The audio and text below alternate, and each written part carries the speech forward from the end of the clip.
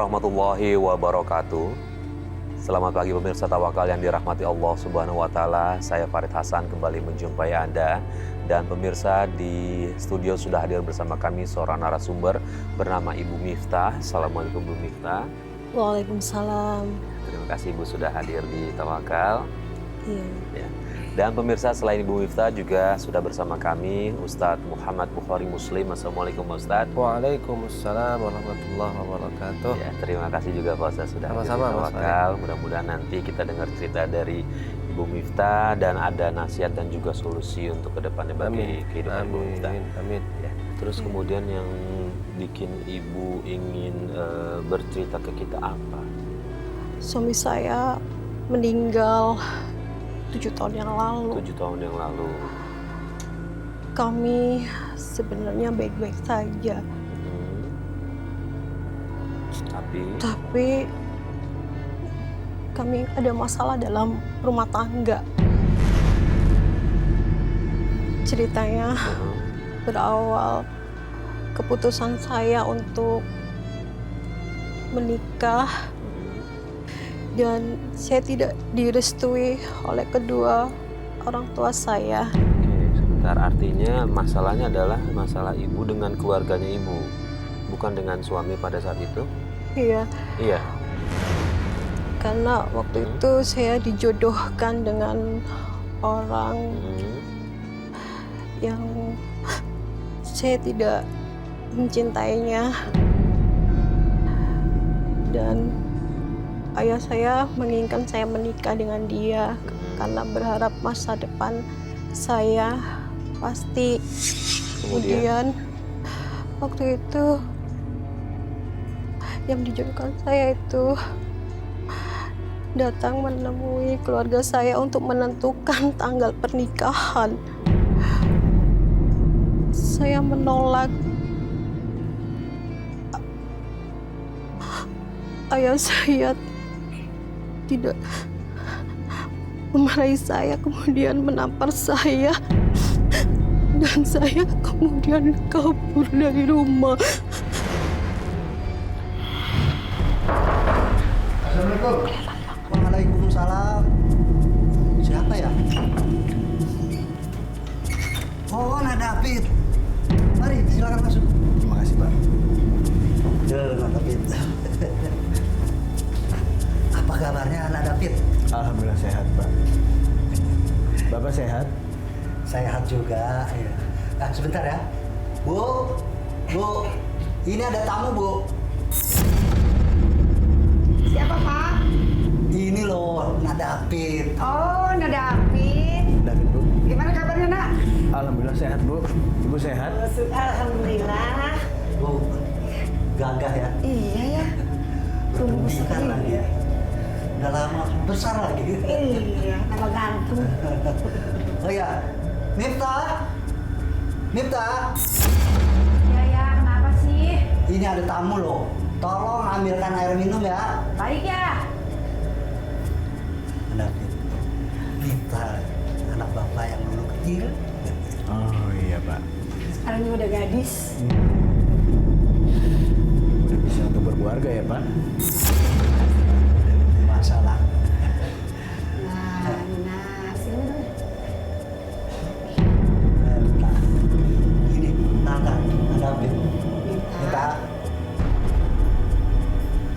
Kenapa sih kamu? Ini Nanda ini, David. Masih oke. David. Ini loh, Nak. Saudara jauh dari ayah kamu. Ini David akan berjodoh dengan kamu. Kita nggak mau dijodohkan sama Mas David. Mita. Kita nggak mau nikah sama Mas David. Kamu ini harus berbakti pada orang tua. Kapan nanti kalau tidak sekarang? Dia ganteng, tampan, kaya lagi. Ibu, ayah, Mifta nggak mau dinikahkan sama Mas David. Pokoknya Mifta nggak mau. Mifta nggak mau nikah sama Jangan Mas David. bikin Mifta nggak marah mau. ayah ya. Mita, tunggu. Nggak mau, Ibu. Mifta nggak mau, ayah. Jangan jodohkan Mifta sama David. Kamu jangan memalukan Nak David ya. Bapak nih malu. Pokoknya Mifta nggak mau. Mira. Mifta, ayah nggak denger ya kalau Mifta nggak mau dinikahkan sama David. Ayah, ayah. Jangan cara kayak gitu dong, Pak. tua ya. Udah nak. Menurut apa kata kamu nggak mau, Mifta nggak mau, Mifta nggak mau. Pokoknya Mifta nggak mau nikah sama Mas David. Mifta, lepas Mifta. Mita, Mita. Maaf Nak David, maaf. Nggak apa-apa, Pak. Duduk. Sebentar ya, nanti biar ibunya yang merayu, ya.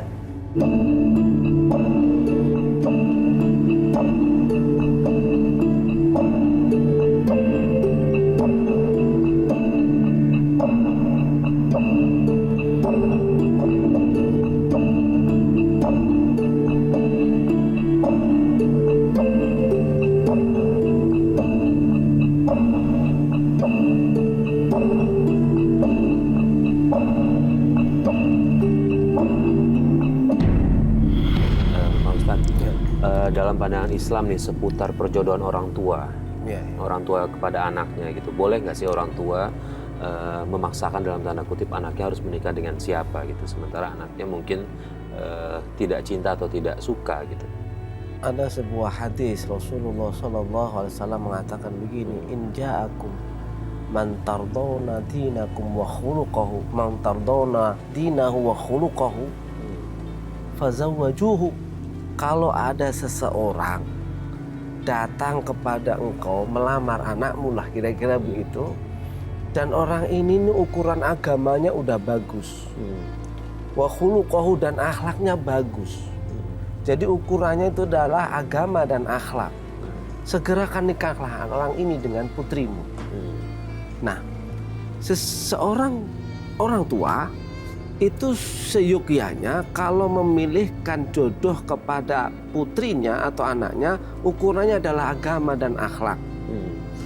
Lalu pertanyaannya Mas Farid adalah bagaimana kalau orang tua memaksa? Kan begini nih, kalau yakin orang tua itu bahwa calon menantunya ini adalah orang yang ukuran agamanya bagus dan akhlaknya bagus, maka boleh menurut ulama, silahkan. Berdasarkan fazawwajuhu, maka segera nikahkan. Begitu. Nah, nanti adalah perdebatannya ulama itu namanya wali mujbir. Wali mujbir, wali, seorang wali yang boleh menikahkan anaknya tanpa persetujuan. Karena apa? Ukurannya udah jelas. Nah, ini yang penting bagi kita sekarang ini, ukuran adalah agama dan akhlak. Tetapi kalau orang tua ketika ingin mendapatkan jodoh bagi putrinya atau anaknya, tidak jelas agama dan akhlaknya, ya jangan maksain. Lalu kalau misalnya nggak dia langsung dipaksakan menikah, misalnya gimana sih hukumnya di Islam itu? Apakah boleh sih orang tua tanpa misalnya ridho anak gitu misalnya? Persetujuan anak? Nggak usah pokoknya, apakah mau atau enggak, pokoknya dia nikahkan saja. Secara hukum sih boleh, asal dia masih perawan. Tetapi kan kita di Islam itu tidak hanya mengedepankan boleh atau enggak boleh, halal atau haram, tetapi baik apa enggak, pantas apa enggak. Misalnya gini loh, kita udah lihat calon menantu itu orang baik, agamanya baik, ditanya dulu sama putrinya, kira-kira bagaimana nih? Ada sebuah dialog antara orang tua sama anak. Kenapa? Penting, yang akan menjalani kehidupan itu adalah anak. Jangan sampai nanti kedepannya nggak tahu kehidupan berikutnya kan rusak gara-gara apa? Sebuah paksaan. Tetapi kalau sudah dijamin agamanya, ini penting, agama itu ke depan. Kalau misalnya, naudzubillah, di tengah perjalanan sebuah pernikahan ini misalnya tidak harmonis, timbul masalah-masalah. Kalau seorang suami memiliki agama yang bagus, akhlak yang bagus, maka tidak akan menyakiti dan menyia-nyiakan. Seandainya nggak cocok pun, seandainya pisah, naudzubillah min dzalik, akan dengan cara yang baik. Tetapi lihat kalau nggak ada ukuran agama, karena dipaksakan, sang putri pun juga misalnya terpaksa menerima gitu. Ketika ada masalah, nggak tahu aturan agama, pasti akan timbul berantakan di mana-mana. Itu Mas Farid. Iya. Oke, baik Ibu Miftah, lalu bagaimana kehidupan Ibu nih setelah menikah? Saya bersama suami saya bahagia. Dan tapi karena mertua saya itu tidak setuju dengan saya juga waktu itu. Mertua saya itu kasar. Dan saya yang dulunya boleh kuliah, boleh kerja, saya dijadikan pembantu di situ.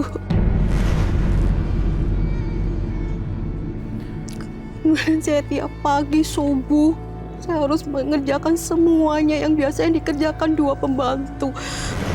Bahkan suatu hari, saya hanya menjatuhkan piring saja. Saya harus ganti dan saya dilempar dengan piring.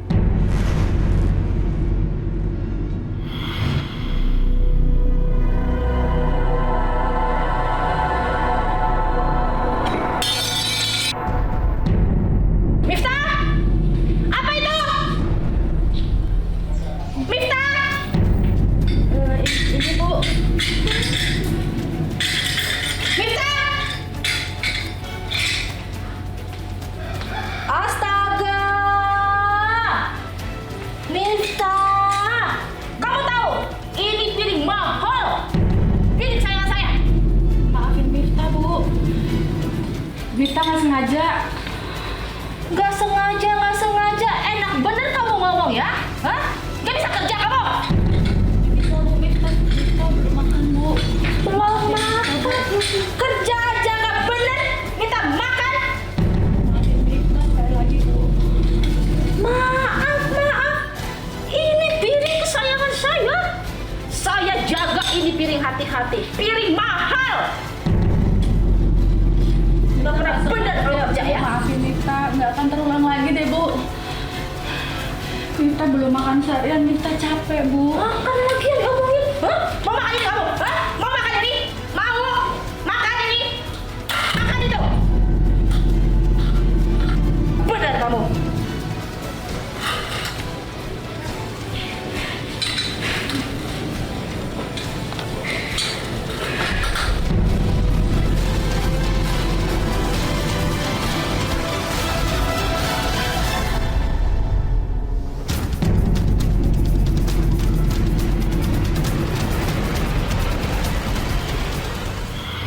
Kondisinya mertuanya udah segitu ikut campurnya, kemudian tapi ibu ini hebat, dia bisa menjaga masalah dia dengan mertuanya terhadap ke suaminya, dia nggak bilang. Terus kemudian mertuanya menuntut anak dan meminta anaknya itu untuk menikah lagi biar bisa dapat punya anak. Ya, Ibu Miftah, saya paham lah. Ibu sayang sama suami. Ya. Tetapi kalau saya lihat di sini Mas Farid, pemirsa, ada sebuah kesalahan. Pertama, kesalahan suami. Memang betul identik kalau di negara kita itu kan ini anak tunggal, sehingga harus tinggallah bersama mertua di tempat rumahnya suami karena ini anak tunggal. Tetapi kalau saya lihat dengar ceritanya Ibu Miftah ini sebuah perlakuan yang tidak benar. Ini perlakuan yang tidak manusiawi. Pertama dari pihak mertua. Seorang anak yang sudah memiliki pasangan itu sudah punya kehidupan sendiri. Orang tua tidak boleh ikut campur kecuali kalau ada masalah-masalah yang sangat urgen.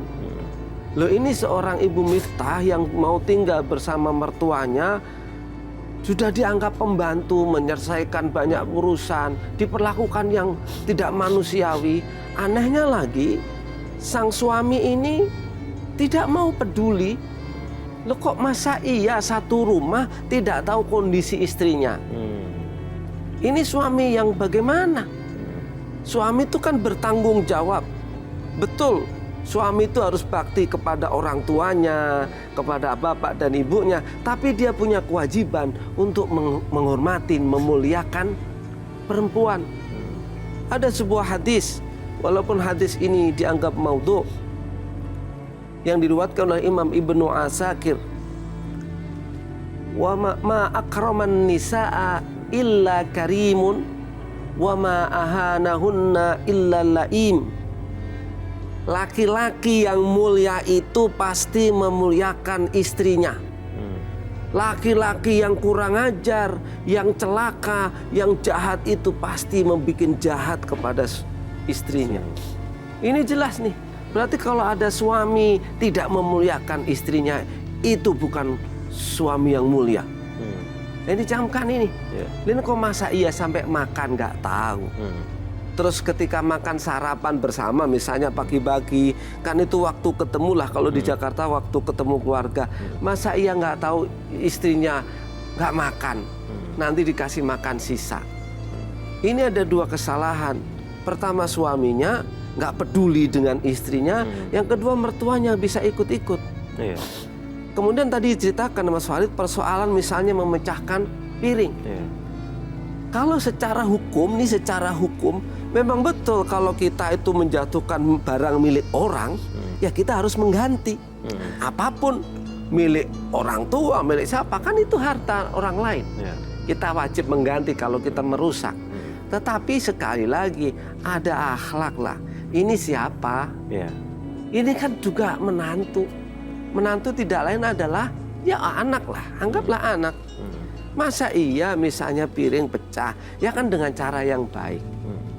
Ini harus disebarkan.